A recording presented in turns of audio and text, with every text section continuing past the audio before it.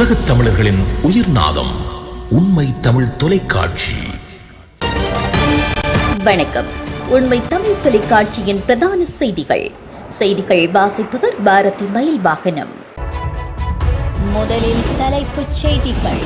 அனுராதபுரத்தில் கோர விபத்து, சிறுவர்கள் பெண்கள் உட்பட 19 பேர் காயம். விடுதலை புலிகளை பயங்கரவாத அமைப்பாக தொடர்ந்தும் நீடிப்பு, கனடாவின் தீர்மானத்தை வரவேற்று அரசாங்கம். அடிமை முகாமில் இருந்து 20 இளைஞர்கள் மீட்பு. பெண் மருத்துவர் பாலியல் வன்புணர்வுக்குட்படுத்தப்பட்ட கொலை. சுதந்திர தினத்தில் நீதி கேட்டு இரவிரவாக போராட்டம். பிரான்சில் நடுவானில் மோதி வெடித்து சிதறிய 2 ரஃபேல் விமானங்கள். அமெரிக்காவில் ரிச்மண்ட் பகுதி பல்கலைக்கழகத்தில் துப்பாக்கிச் சூடு, 4 பேர் காயம். நாக்கை பார்த்து நோயை கணிக்கும் AI கணனி பகுப்பாய்வு. இனி விரிவான செய்திகள். அனுராதபுரம் பாதனிய பிரதான வீதியில் 2 பேருந்துகள் மோதியதில் 19 பேர் காயமடைந்துள்ளனர். பாடசாலை மாணவர்களை ஏற்றிச் சென்ற சிசரிய பேருந்தும் ஆடை தொழிற்சாலை ஊழியர்களை ஏற்றிச் சென்ற பேருந்தும் மோதியதில் இந்த விபத்து சம்பவம் இடம்பெற்றுள்ளது. சிசுசரிய பேருந்து மாணவர்களை ஏற்றுவதற்காக நிறுத்தப்பட்ட போது பின்னால் வந்த பேருந்து குறித்த பேருந்தின் பின்புறம் மோதியுள்ளது. இந்த விபத்தில் 4 மாணவர்கள், பேருந்தின் சாரதி மற்றும் ஊழியர்களை ஏற்றிச் சென்ற பேருந்தில் பயணித்த 14 பெண்கள் படுகாயமடைந்து அனுராதபுரம் போதனா வைத்தியசாலையில் அனுமதிக்கப்பட்டுள்ளனர். இந்த விபத்துடன் தொடர்புடைய ஆடை தொழிற்சாலை ஊழியர்களை ஏற்றிச் சென்ற பேருந்தின் சாரதியை போலீசார் கைது செய்துள்ளனர்.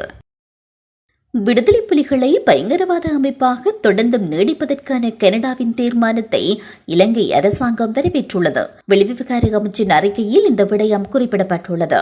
உலக தமிழர் இயக்கத்துடன் விடுதலை புலிகளை பயங்கரவாத அமைப்புகளாக நீடிக்கும் கனடா அரசின் முடிவை இலங்கை அரசாங்கம் வரவேற்கிறது.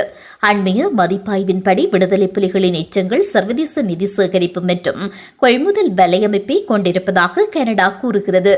புலிகளின் பயங்கரவாத நடவடிக்கைகளில் அவர்கள் சார்பாக நிதி திரட்டுவதன் மூலம் குழு தொடர்ந்தும் பங்களிப்பை வழங்கி வருவதாக உலக தமிழர் இயக்க மதிப்பாய்வு குறிப்பிடுகிறது. மீளாய்வு செயல்முறைக்கு பின்னர் எடுக்கப்பட்ட இந்த முடிவு குறித்த அமைப்புகளால் தொடர்ந்தும் அச்சுறுத்தலை மீண்டும் உறுதிப்படுத்துகிறது. 2006ஆம் ஆண்டு ஏப்ரல் மாதம் 6ஆம் தேதி குற்றவியல் சட்டத்தின் கீழ் விடுதலை புலிகளை பயங்கரவாத அமைப்பாக கனடா அரசாங்கம் முதலில் பட்டியலிட்டது.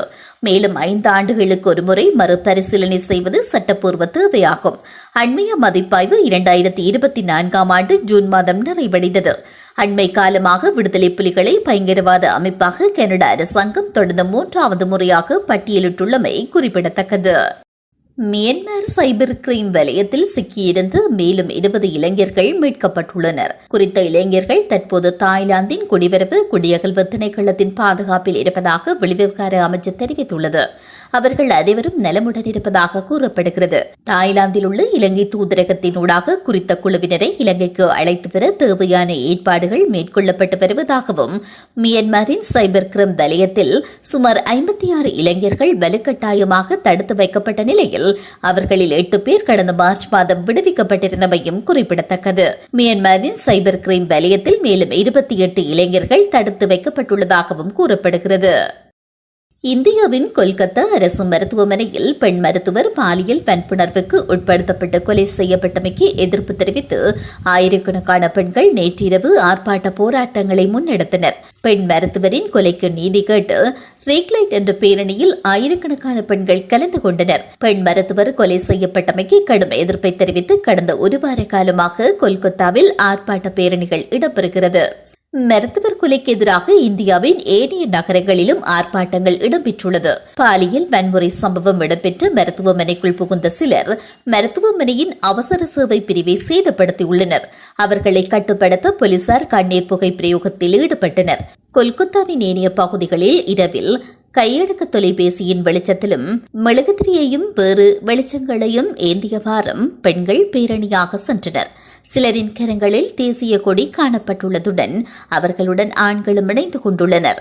இரவு 12 மணியானதும் இந்தியாவின் சுதந்திர தினத்தை குறிக்கும் விதத்தில் ஆர்ப்பாட்டத்தின் போக்கு மாறியுள்ளதாகவும் கூறப்படுகிறது. ஆர்ப்பாட்டக்காரர்கள் இந்திய தேசிய கீதத்தை இசைத்ததோடு கடும் மழையிலும் ஆர்ப்பாட்டம் இடம்பெற்றமை குறிப்பிடத்தக்கது.